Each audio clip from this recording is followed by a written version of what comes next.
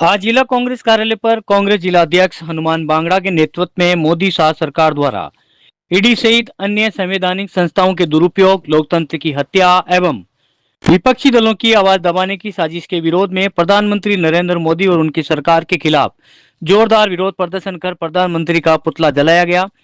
इस दौरान जिला अध्यक्ष हनुमान बांगड़ा ने कहा कि मोदी सरकार ने केवल सत्ता के दुरुपयोग की मिसाल कायम की, बल्कि देश की संस्थाओं का भी राजनीतिक हितों के लिए इस्तेमाल किया। उन्होंने कहा कि मोदी की बदनीयत और गैर कानूनी तरीके से की राहुल गांधी और सोनिया गांधी के खिलाफ ईडी द्वारा पूछताछ करवाकर उनका नाम बदनाम करने की कोशिश की गई।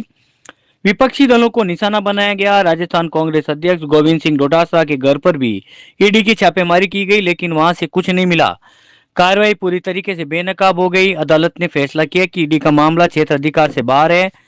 उनके पास कोई एफआईआर नहीं है, जिसके बिना कोई मामला नहीं बनता।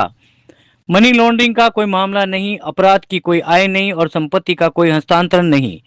ये सभी निराधार आरोप निम्न राजनीति, द्वेष की भावना और सम्मान पर हमला करने की भावना से प्रेरित है। साथ ही बांगड़ा ने कहा कि वे सरकारी संस्थाओं का दुरुपयोग बंद करें और लोकतंत्र की गरिमा को बनाए रखें। कांग्रेस पार्टी का इस विरोध प्रदर्शन से स्पष्ट संदेश था कि वर्तमान मोदी सरकार के खिलाफ जनता में असंतोष बढ़ता जा रहा है और ये असंतोष आगामी चुनावों में भाजपा के लिए मुश्किलें खड़ी कर सकता है। और कहा कि कांग्रेस और हमारा नेतृत्व सत्य के लिए और हर भारतीयों के अधिकारों के लिए प्रतिबद्ध है। हमें कोई भी डरा नहीं सकता, क्योंकि हम सत्य के लिए लड़ते हैं।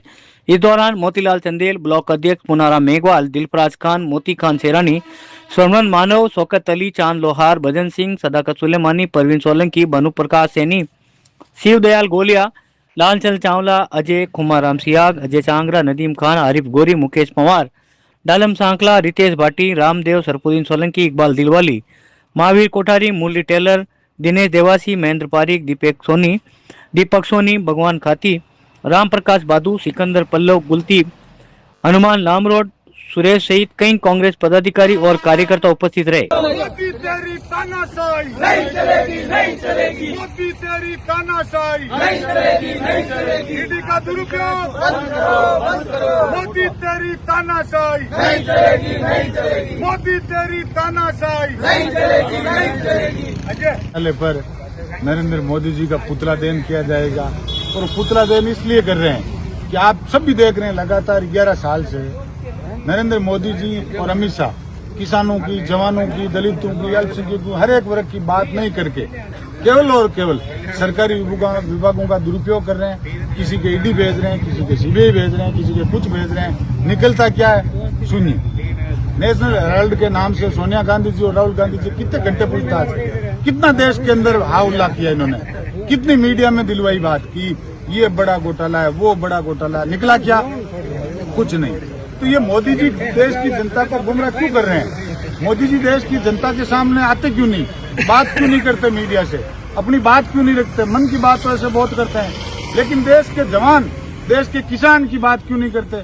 आज हालात ये हिंदुस्तान का हर एक वर्ग परेशान है, चाहे चिकित्सा से ले लो, चाहे शिक्षा से ले लो, चाहे हर एक विभाग से, किसी भी विभाग में ले लो, हर एक लोग परेशान है। उसके बावजूद उनकी बात नहीं करते। लेकिन बात किसकी करते हैं?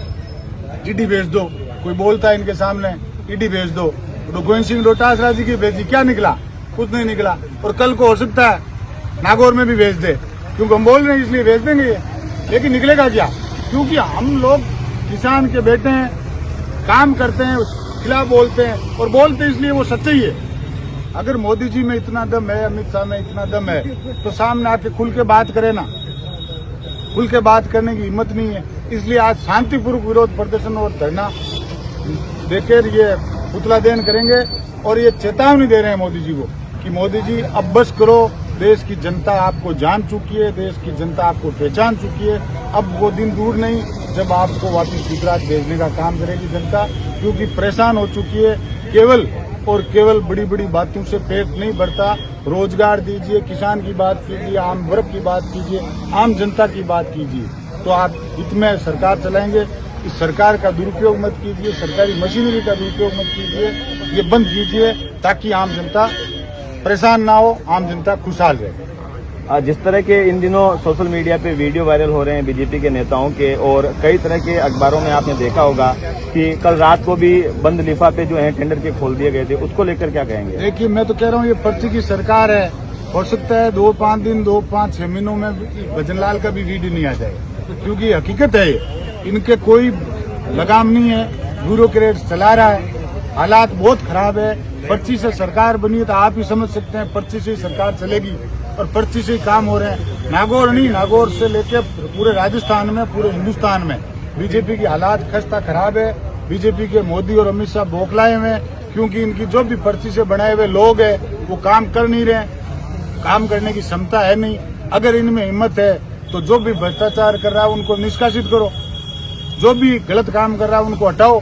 जो ब्यूरोक्रेट्स अधिकारी, आप ये देखिए भजनलाल को सीएम हाउस में अधिकारी एक धक्का दे देना कितनी बड़ी बात है। इस देश के अंदर मुख्यमंत्री को धक्का देना, तो भी कुछ नहीं हुआ, उसका प्रमोशन और हुआ। हाथ में ही नहीं है। भजनलाल जी तो खुद कह रहे हैं और मेरे कोई 5-4 नाम लिस्ट में आए क्या? ये हालात हैं तो कर कौन रहा है? पीछे कौन है? ऐसी कौन सी ताकत पीछे है जो पूरे राजस्थान चला रही है? ये जनता जानना चाहती है, ये जनता जानना चाहती है। आगामी दिनों में निकाय चुनाव है, उसको लेकर नागौर कांग्रेस किस तरह से दमखम रखेगी? पूरी दमखम है। निकाय चुनाव, पंचायत राज चुनाव में कांग्रेस जीतेगी, कांग्रेस के लोग वार्ड में अध्यक्ष बनेंगे। जनता ने मन बना लिया, इसीलिए बीजेपी चुनाव नहीं करवा रही है। बीजेपी बौखलाई हुई है। नागौर नहीं, पूरे राजस्थान के अंदर कांग्रेस पूर्ण बहुमत से परचम लहराएगी। ठीक।